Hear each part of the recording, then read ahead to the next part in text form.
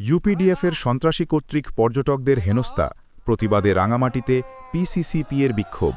রাঙামাটির ফুরমন পাহাড়ে আবারও ইউপিডিএফের সশস্ত্র সন্ত্রাসীদের হাতে পর্যটক হেনস্থা, মোবাইল ছিনতাই ও চাঁদাবাজির প্রতিবাদে উত্তাল হয়েছে রাঙামাটির রাজপথ। শুক্রবার জুম্মার নামাজ শেষে রাঙামাটি শহরের কাঁঠালতলী মসজিদ প্রাঙ্গণ হতে বিক্ষোভ মিছিল বের করে পার্বত্য চট্টগ্রাম ছাত্র পরিষদ পিসিসিপি। মিছিলটি শহরের প্রধান সড়ক প্রদক্ষিণ করে বনরূপা চত্বরে এসে এক প্রতিবাদ সমাবেশে মিলিত হয়।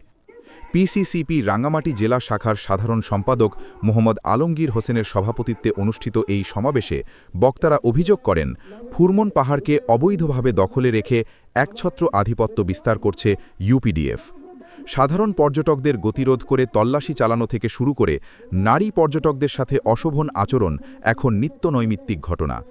সমাবেশে ভুক্তভোগীরা জানান, দিনে দুপুরে ইউপিডিএফের অস্ত্রধারীদের অবাধ বিচরণ পর্যটন শিল্পের জন্য বড় হুমকি। পর্যটকদের নিরাপত্তা নিশ্চিত করতে প্রশাসনের জিরো টলারেন্স নীতি ও কঠোর হস্তক্ষেপের দাবি জানান তারা। হুঁশিয়ারি দেওয়া হয়, দ্রুত কার্যকর পদক্ষেপ না নেওয়া হলে আরও বৃহত্তর আন্দোলনের কর্মসূচি ঘোষণা করা হবে।